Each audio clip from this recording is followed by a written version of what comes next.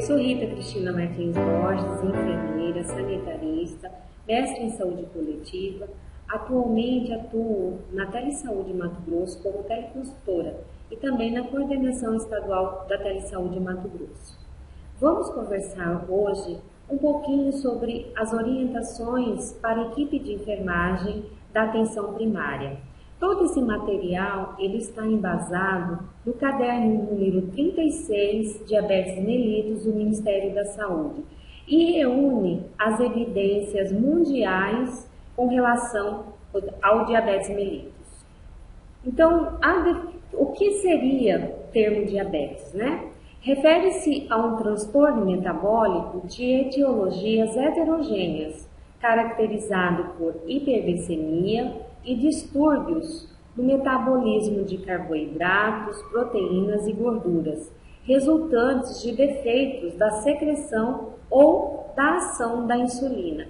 Essa é uma definição da Organização Mundial de Saúde.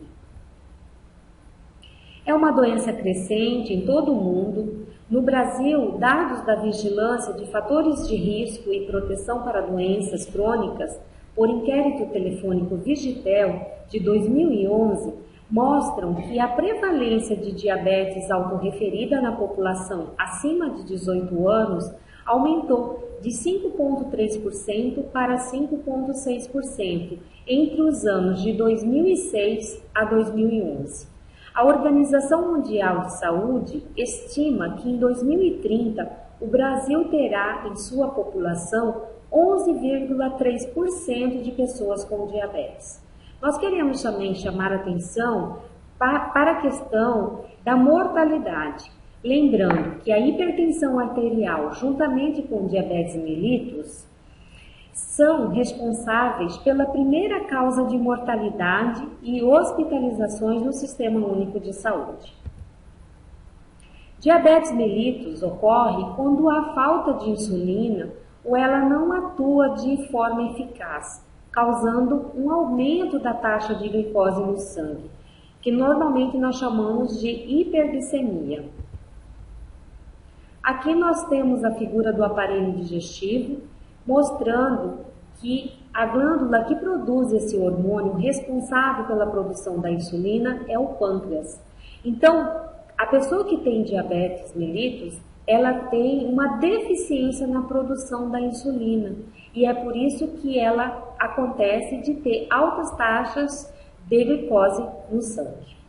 As equipes de atenção básica precisam estar atentas, não apenas para os sintomas de diabetes, mas também para os seus fatores de risco, hábitos alimentares não saudáveis, sedentarismo e obesidade. Algumas ações podem prevenir o diabetes e suas complicações. Essas ações podem ter como alvo rastrear quem tem alto risco para desenvolver a doença e assim iniciar cuidados preventivos, além de rastrear quem tem diabetes e não sabe e oferecer o tratamento precocemente. Quais são as pessoas que deveriam estar sendo rastreadas para diabetes mellitus? Seriam todas aquelas pessoas com excesso de peso, onde o índice de massa corporal é maior do que 25. E tem também um dos seguintes fatores associados, que seria a história de pai ou mãe com diabetes, hipertensão arterial maior de 140/90, ou uso de antihipertensivos em adultos, história de diabetes gestacional ou de recém-nascido com mais de 4 quilos, ou idade maior ou igual a 45 anos, ou risco cardiovascular moderado. Como calcular o índice de massa corporal? O cálculo do IMC é muito simples, é feito dividindo o peso em quilogramas pela altura em metros ao quadrado. Por exemplo, se o seu peso é de 80 kg e a sua altura é de 1,80 m, a fórmula para calcular o índice de massa corporal ficará 80 dividido por 1,80 ao quadrado, que daria o índice de massa corporal igual a 24,69. Portanto, se o indivíduo tem um índice de massa corporal menor do que 25, ele não é um indivíduo que precisa ser rastreado, a não ser que ele tenha, né, vamos dizer assim, uma forte propensão a desenvolver, como história de pai ou mãe com diabetes, a hipertensão arterial acima de 140/90, né? A idade maior ou igual a 45 anos, né? É tabagista, tem obesidade, né? Então, todos esses indivíduos que têm esses fatores precisam ser rastreados para o diabetes mellitus. E essa é uma ação que toda a equipe de enfermagem deve estar atenta. Então, se eu tenho um IMC menor do que 18,5, eu tenho um baixo peso. Se eu tenho um peso saudável, significa que meu IMC terá que estar entre 18,5 e 24,9. Sobrepeso seria o IMC de 25 a 29,9. E a obesidade é aquele indivíduo que tem já o IMC maior ou igual a 30.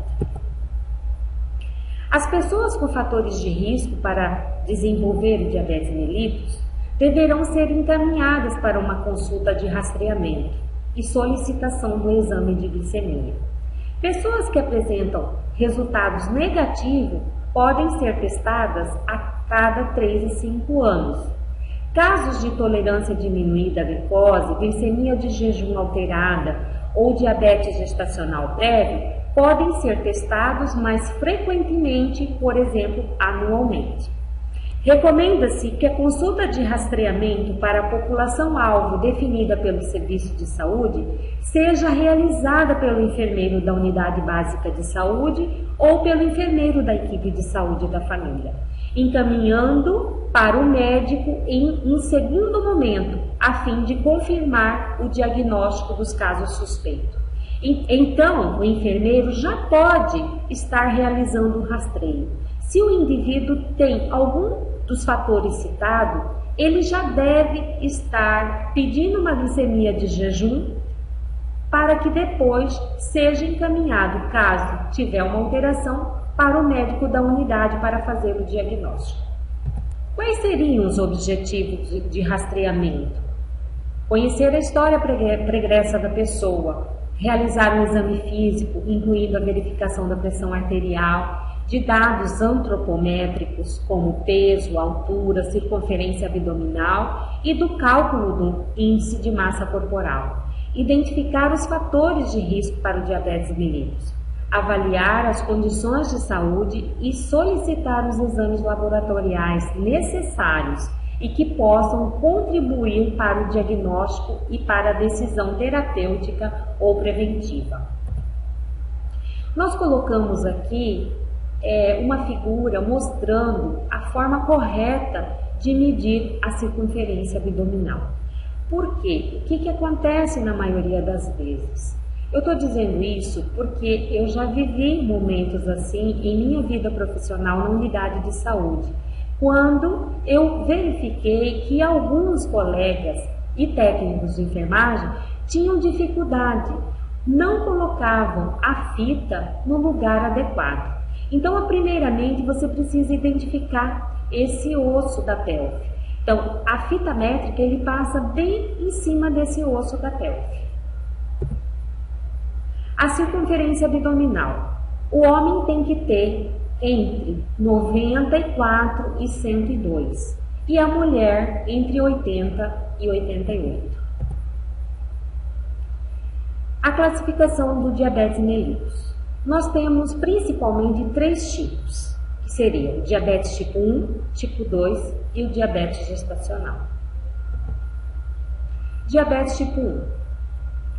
A apresentação do diabetes tipo 1 é, em geral, abrupta. Acomete principalmente crianças e adolescentes sem excesso de peso. Na maioria dos casos, a hiperglicemia é acentuada, evoluindo rapidamente para a cetoacidose, especialmente na presença de infecção ou outra forma de estresse. Diabetes tipo 2 costuma ter início insidioso e sintomas mais brandos. Manifesta-se, em geral, em adultos com longa história de excesso de peso, com história familiar de DM tipo 2. No entanto, com a epidemia de obesidade atingindo crianças, observa-se um aumento na incidência de diabetes em jovens, até mesmo em crianças e adolescentes. Lembrando também que o diabetes tipo 1 pode acontecer em adultos. Diabetes gestacional é um estado de hiperglicemia menos severo que o diabetes tipo 1 e 2, detectado pela primeira vez na gravidez. Geralmente se resolve no período pós-parto e pode frequentemente retornar anos depois. Mas também é uma situação que precisa ter controle, porque pode afetar diretamente a mãe e o feto. Como podemos fazer o diagnóstico de diabetes mellitus? Existem sinais e sintomas característicos que levantam a suspeita de diabetes. São os 4 P's que nós chamamos: poliúria, polilipidemia, polifagia e perda inexplicada de peso. A poliúria está relacionada ao aumento da frequência de diurese. A polidipsia é uma sede excessiva. A polifagia é uma fome excessiva. E temos também, como eu disse já, a perda inexplicada de peso. Outros sintomas e sinais podem também aparecer. Quais seriam? Alterações visuais, desânimo, fraqueza, cansaço físico, infecções frequentes, lesões nas pernas e nos pés de difícil cicatrização. Temos uma figurinha aqui para poder ilustrar, mostrando o cansaço, muita sede, aumento do apetite, emagrecimento e urina aumentada. O diagnóstico do diabetes baseia-se na detecção da hiperglicemia. Existem 4 tipos de exames que podem ser utilizados no diagnóstico do diabetes mellitus: a glicemia causal, a glicemia de jejum, o teste de tolerância à glicose com sobrecarga de 75 gramas em 2 horas, TTG, e a hemoglobina glicada, também chamada de hemoglobina glicosilada. Temos aqui um quadro que mostra os valores preconizados para o diagnóstico de diabetes mellitus tipo 2 e seus estágios pré-clínicos. A glicemia normal seria uma glicemia menor do que 110 de jejum. Esse jejum seria de 8 a 10 horas. TTG 2 horas após a ingesta de 75 gramas de glicose, menor que 140. E glicemia causal, menor do que 200. Temos uma glicemia alterada quando os valores estão para uma glicemia de jejum maior de 110 e menor que 126. Tolerância diminuída à glicose é aquela onde o TTG, 2 horas após a ingesta de 75 gramas de glicose, é maior ou igual a 140 e menor do que 200. E o diabetes mellitus é aquela glicemia de jejum com maior ou igual a 126, TTG maior ou igual a 200 e a glicemia causal 200 com sintomas clássicos.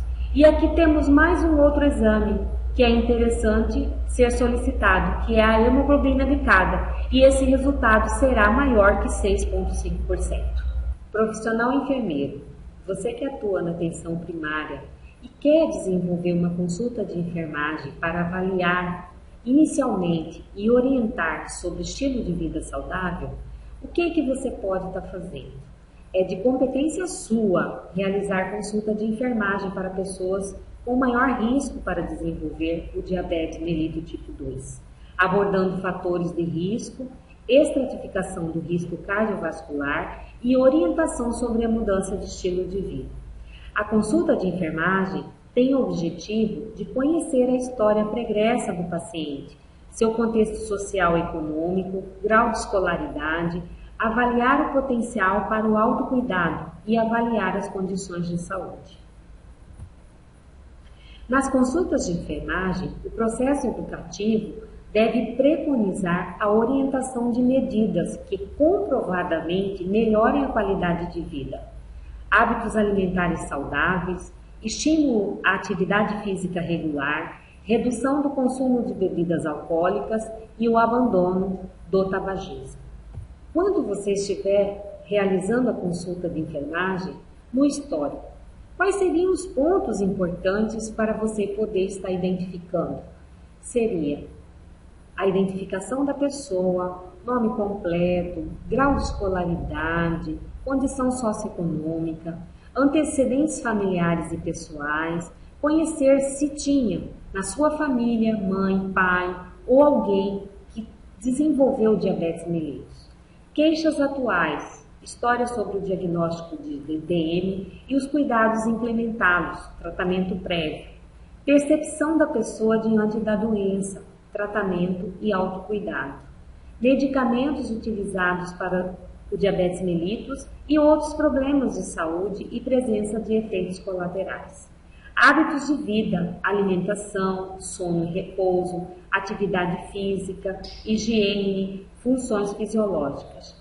E identificar os fatores de risco, como nós já dissemos, obesidade, tabagismo, uso de bebida alcoólica, sedentarismo. Profissional enfermeiro.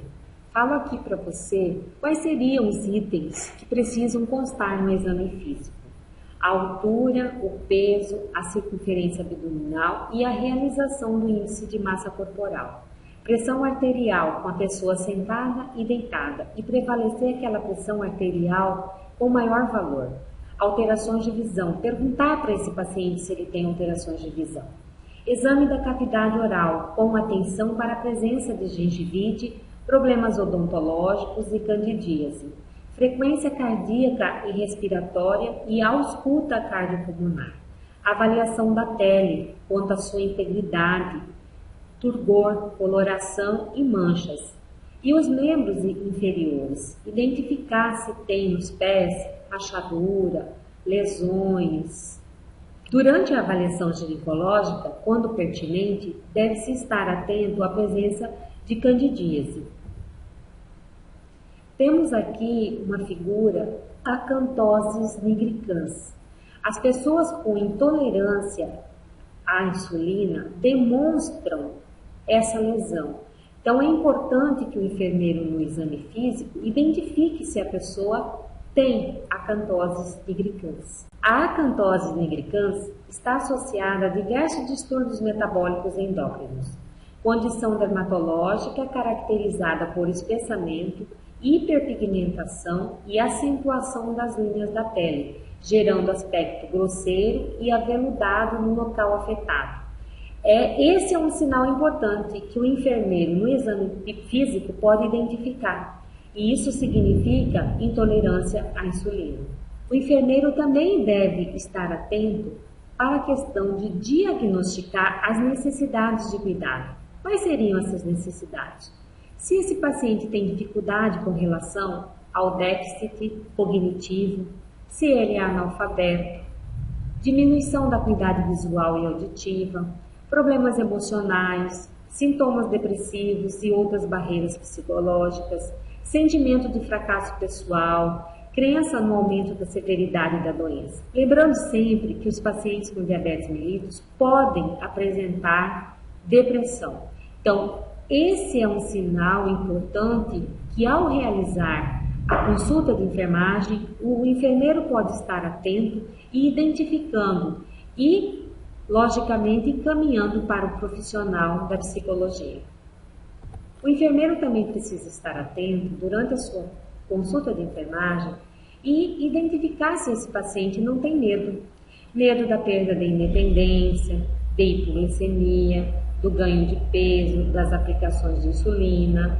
Lembrando que a hipoglicemia é uma situação muito ruim, porque a pessoa fica com taquicardíaca, começa a transpirar excessivamente, parece que vai desmaiar. Esse sintoma é muito ruim e as pessoas não gostam de ter. E às vezes elas ficam com medo de ter hipoglicemia. Insulina. Realiza a autoaplicação? Se não realiza, quem faz? Por que não se autoaplica? Apresenta complicações e reações nos locais da aplicação? Como realiza a conservação no transporte?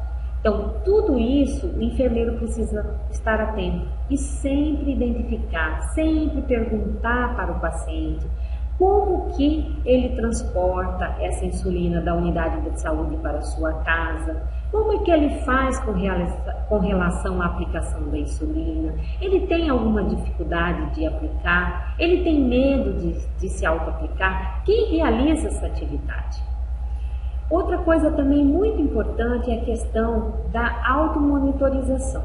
O enfermeiro precisa também estar atento com relação à automonitorização. Perguntar para esse paciente se ele realiza.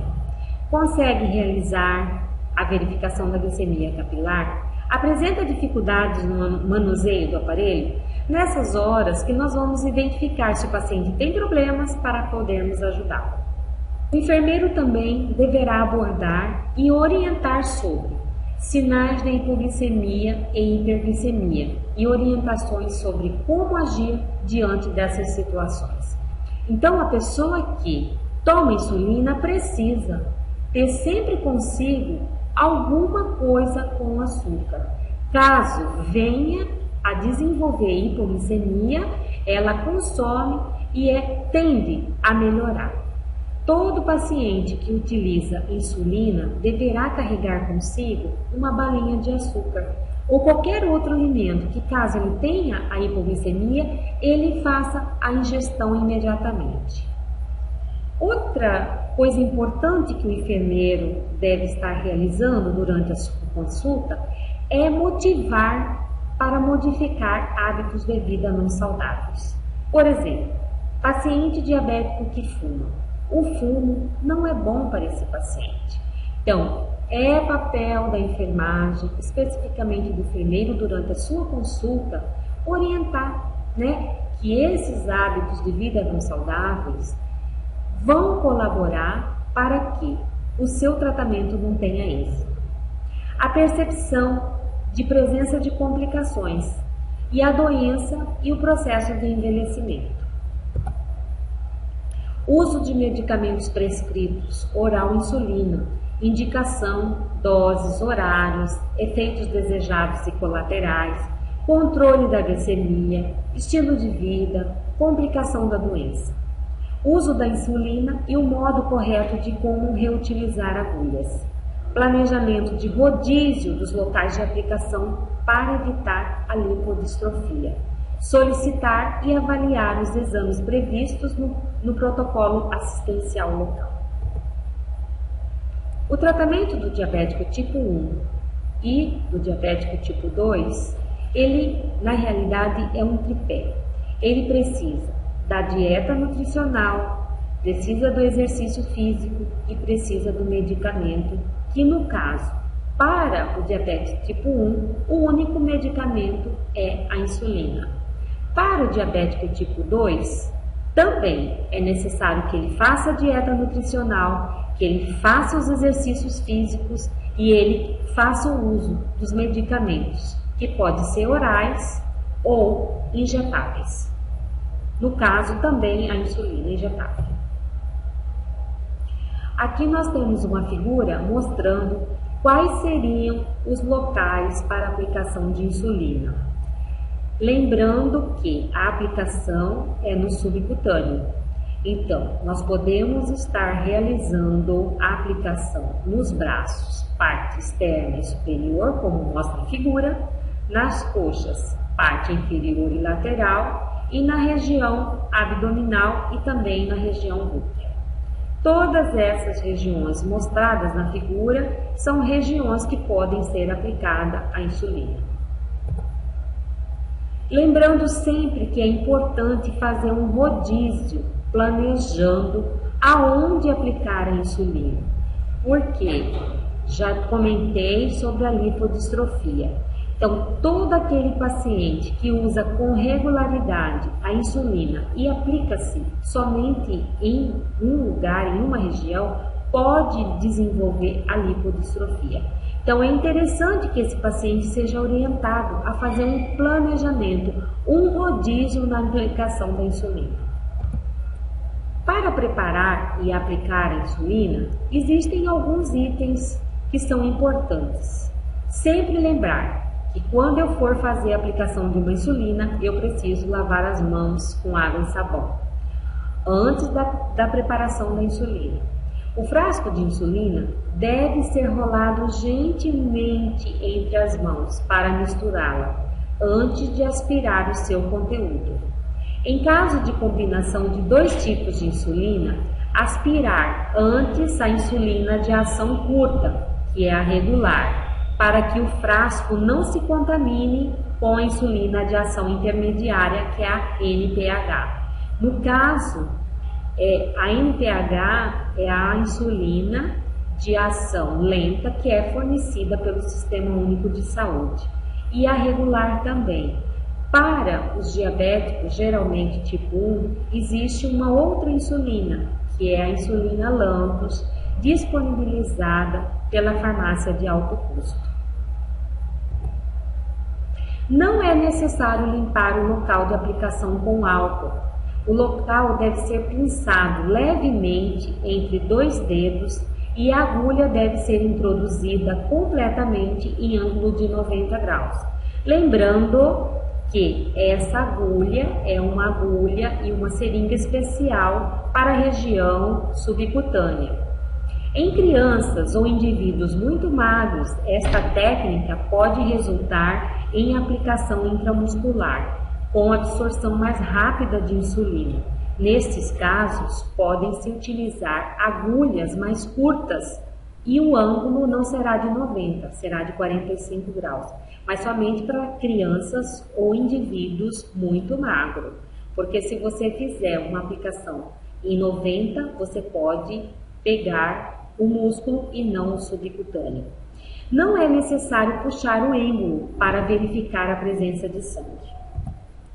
Bom, temos aqui a imagem de uma aplicação de insulina com uma caneta. Essa caneta, infelizmente, ainda não é disponibilizada pelo SUS, com raras exceções.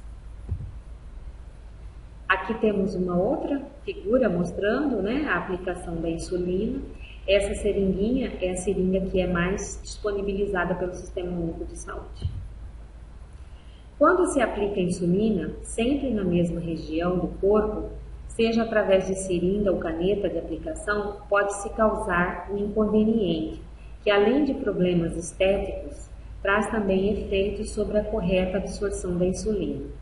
Esse problema é chamado de lipodistrofia ou lipohipertrofia e pode ser facilmente identificado como uma espécie de acúmulo de gordura que faz com que a absorção da insulina seja diminuída, obrigando o diabético a aumentar a dose a ser aplicada.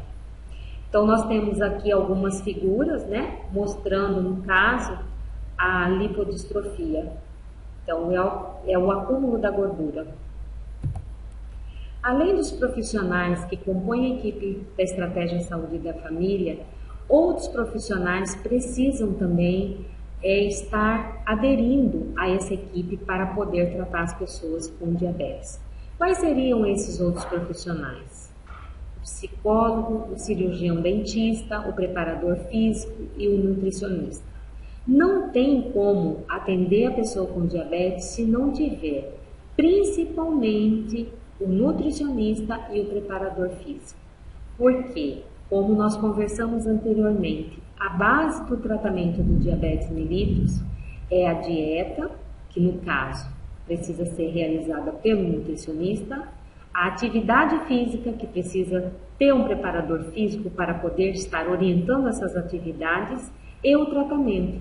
No caso, na maioria das vezes, a equipe da atenção primária só tem a equipe de saúde da família, onde nós não temos ainda a composição desses outros profissionais.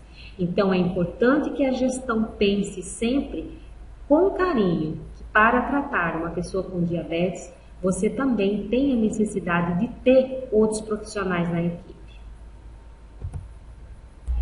Equipe de enfermagem, esteja sempre atenta. Existem algumas orientações que nós devemos estar repassando às pessoas com diabetes. Quais seriam essas orientações? Essas orientações elas são importantes para que essas pessoas não desenvolvam o pé diabético. Então, quais seriam essas orientações? Lave os pés todos os dias, enxugue bem entre os dedos. Olhe sempre seus pés e veja se tem calos ou ferimentos. Use diariamente creme hidratante, vaselina líquida ou glicerina em todo o pé, menos entre os dedos. Use lixa ou corte a unha em linha reta. Nunca corte os cantos das unhas. Evite sapatos apertados de bico fino ou sapatos que estiverem muito folgados. Evite usar bolsa de água quente nos pés. Evite cortar calos com giletes. Evite andar descalço mesmo dentro de casa. Então, todas essas orientações, a equipe de enfermagem pode estar fazendo às pessoas com diabetes. Profissional da enfermagem, muito obrigada pela atenção e que essas orientações sirvam para a melhoria da prática profissional de todos. Até a próxima!